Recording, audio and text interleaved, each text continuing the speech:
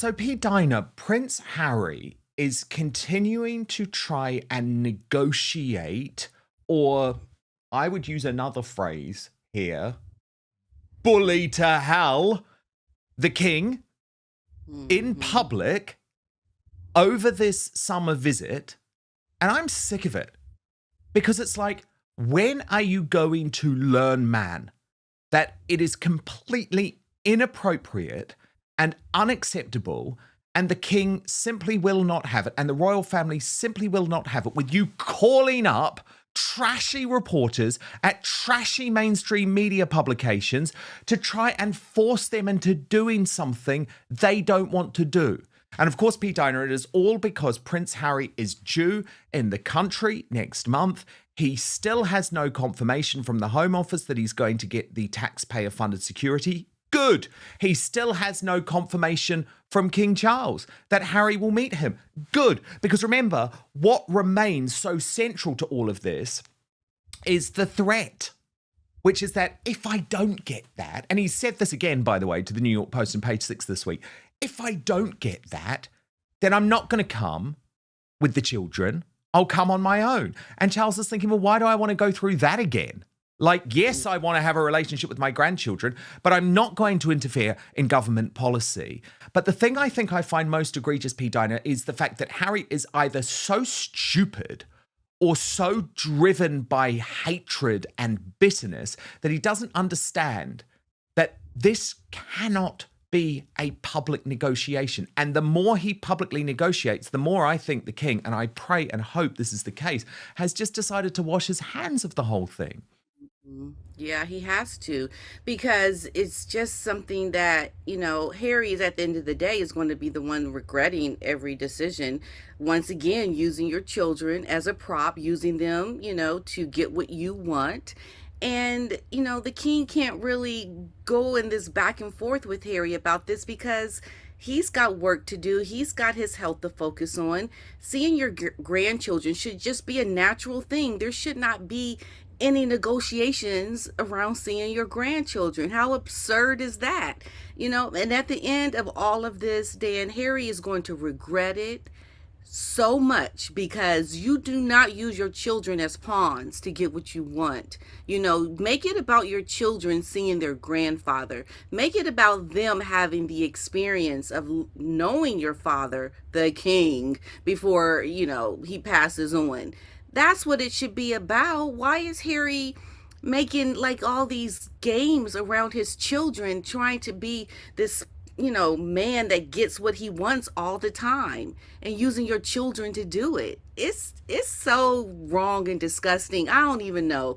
Harry is just a broken man, Dan. He is broken in a big way. And I feel sorry for those children. I really do, because they're the ones who are going to be the ones losing out and not having these experiences while they're young, because that's when it's meaningful. Because when you get older, you reminisce about when you were young and when you did that. These children are not going to have that with their cousins, and it's all Harry and Meghan's fault. They're the reason. So they need to get a grip. It's bad. It's really bad because it's playing out on the world stage. Everyone's watching what you do, and you're still acting like a spoiled brat. Get over yourself. Well, 100%, because the thing is, P. Diner, it doesn't even make sense. And this is, again, where Harry thinks just because he's stupid that the rest of the world is stupid and is going to swallow total lies. Because think about this for 1 second. If Harry really cared about the king and really wanted to allow the king to have a meeting with his 2 grandchildren who he has zero relationship with, then it's so simple, P. Diner, what he could do. And I actually believe this could be done in total secrecy as well, without the press needing to know at all. Harry could fly. I mean, he flies by private jet all the time. All the time. And I think while a lot of his celebrity friends have decided not to allow them to use private jets in recent months and years because they felt used and they don't want to be part of the whole circus, I honestly believe, Pete Diner, and I'm pretty confident of this knowing Elton John a little bit, that if Harry called Elton John and said the only way that I can get the children to see the king is with the private jet, I'm pretty sure Elton would, for this special occasion, allow the private jet to be used. And then you know what could happen, P. Dinah? Harry could fly by private jet into Scotland directly. I'm sure the king would happily provide appropriate security for the drive from the airport to Balmoral. Now, we know that drive is only about 90 minutes, and I'm pretty sure the king would happily arrange that. Within the royal estate, P. Dinah, Yes, right. he is completely protected by the security. And they could have a private meeting there with no photographs, and the king could get to know the two grandchildren at the time over summer when he has the time to do that. But you know why Harry won't do that, P. Dinah? Because that's not what this is about. He wants the guarantee of security because that means he gets security forevermore, including, by the way, once Prince William comes to the throne. So none of this is about trying to make King Charles happy because, as I say, and I hope I've just explained it okay, there is a way where if security really was a big deal, now I don't believe it is, by the way, because we've seen, Harry travel to Ukraine. We've seen Meghan on her own in Chicago with no security. We've seen them go to Australia. Security is the excuse, isn't it? Because they want us, as in the British taxpayer, to have to pay for their security wherever they are in the world. But the point is, I have just explained how this visit could take place, doing the right thing for the king with no publicity, no photographs, but full security provisions over the course of the visit. There's no need for him and the children to leave Balmoral. It's a massive estate, which is perfect. I mean, they only have to be there for a few days. He doesn't need to gallivant around the country. Yeah, you know what? It makes sense, Danny. And I didn't think about this till just now because I know part of the issue as well is Meghan. She does not want Harry to bring the children without her. Like she wants to go, but she doesn't really want to go to England, right? But Harry can't take the children without her. And I think this is why Harry wants to have this special security in place, because that is the bar that Meghan has made it where you can go with the children if we have this. And unless we get this security, no children, especially not without her, right? She's making these demands. I think she's part of that because what you just laid out there makes complete sense. Why wouldn't it just would seem logical that he would bring the children under those circumstances? Okay. I mean, goodness knows they've got things that we don't even know about, right? So why can't you do that? And I think a part of that element has to do with Meghan and what she is putting, as an obstacle in front of Harry. For several years, Prince Harry and Meghan Markle's relationship with the royal family has remained under intense public scrutiny. After stepping back as senior working royals in 2020, the Duke and Duchess of Sussex relocated to California and began building a new life outside the monarchy. Since then, interviews, documentaries, Prince Harry's memoir Spare, and various public appearances have fueled ongoing debate about the family's strained relationships.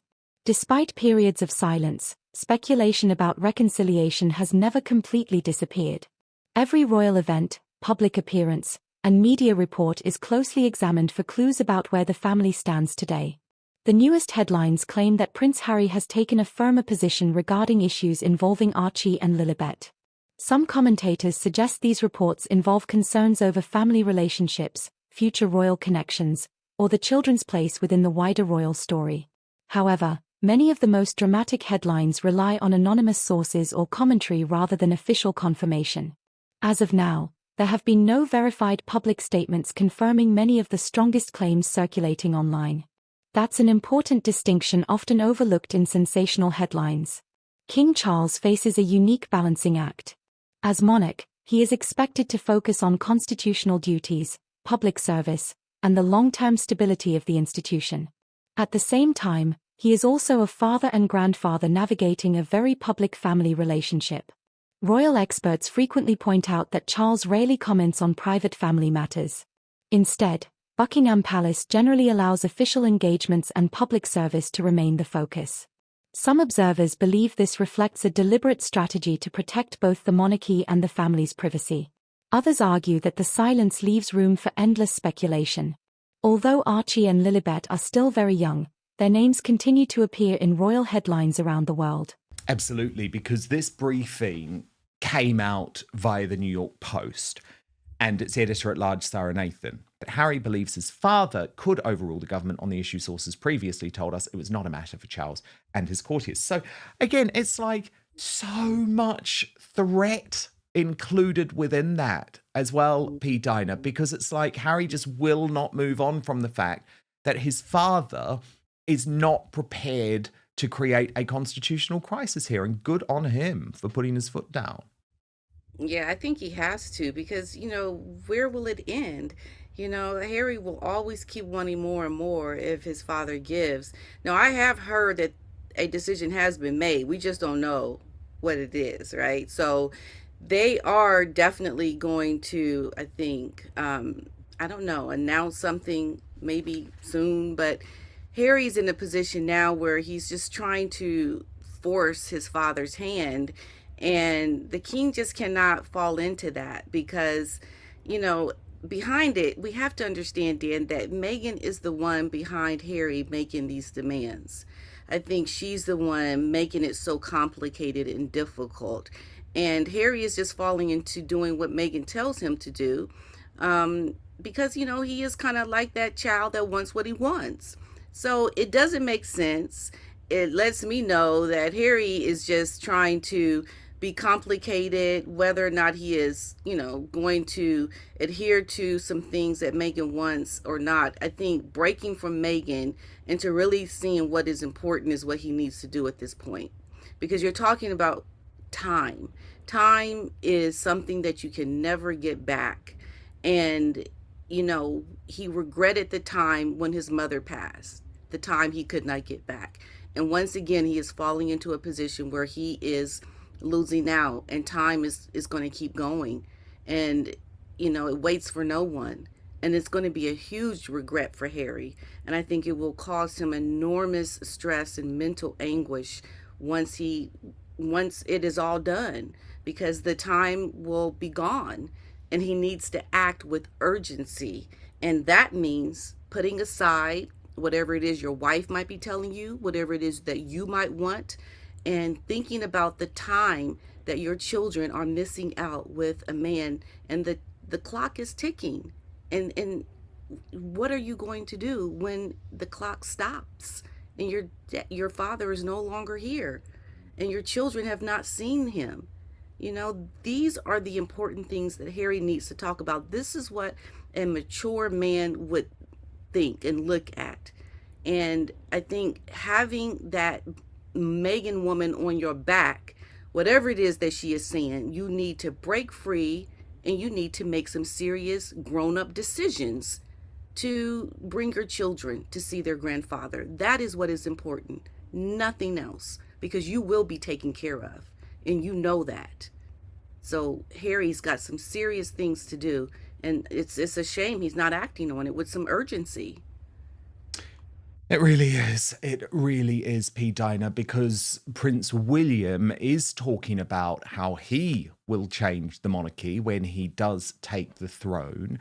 And despite that wedding reunion last weekend, where he did give a little peck on the cheek to Beatrice, there are clear signs coming from William's camp that the days of Beatrice and Eugenie, for example, enjoying royal perks, like living rent-free in royal properties, will be over. P. Dinah, do you think this was the right decision for Prince William's team to quite openly brief against his cousins this week, despite that sort of softening by meeting with them at Peter Phillips's wedding to Harriet Spurling? I think you kind of have to let the public know what your intentions are so that when it does happen, people are not surprised. And I think you have to look at yourself as someone who is a leader, who has to make very tough decisions about people who are in your family. But at the same time, it's a business. And I think William is very much justified to say these things about these tightening of certain things and protocols, because that's what he has to do to save the monarchy. I mean, so much has happened with Andrew and, Harry and Meghan, that he has to make some very drastic decisions. And sometimes, your family members are going to be caught in between that. But that's the price that has to be paid to make sure that, your legacy of running or being the head of the monarchy goes smoothly. And that's exactly what he is doing, because he is a smart leader. He has very smart people around him helping him to make these decisions and choices. So absolutely, you gotta do what you gotta do. It's family, but it's also a business. Well, yes, because you speak about Andrew, and there has been another revelation this week. Yeah. And this is what has to happen, because I think that William knows so much more than we know. I mean, they've seen everything. They know the drip drip. They know more is coming. And I think at this point, you've just got to put these things, checks and balances in place, because I think it is so much worse than we have actually seen so far, Dan.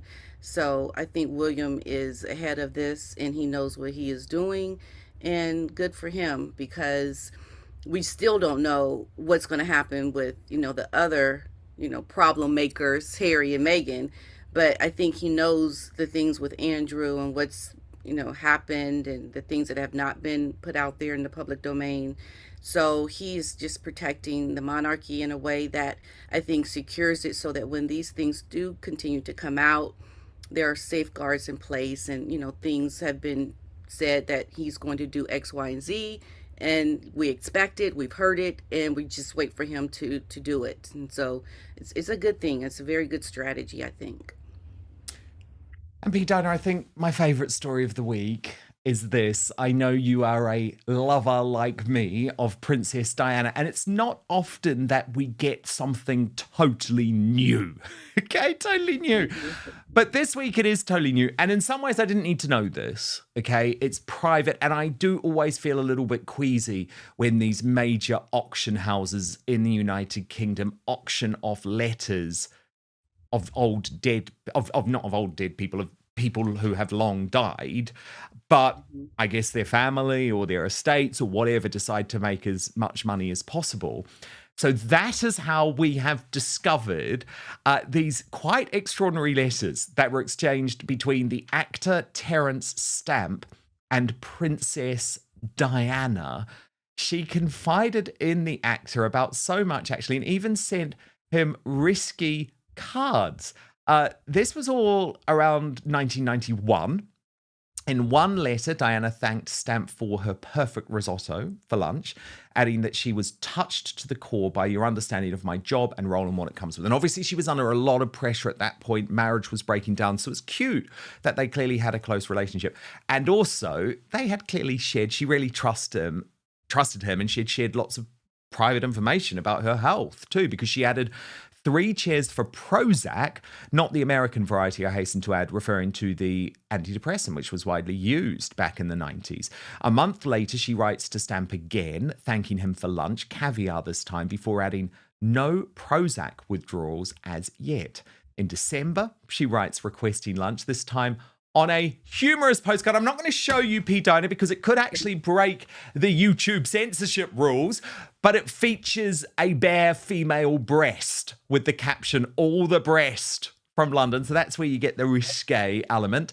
The late princess also wrote to Stamp thanking him for the champagne at a lunch a la yeast, in the card featuring a caption in bed which said, "Why did God invent sex? The answer given inside was so that married people do something at least twice a year." Oh, Pete Diana, I love this.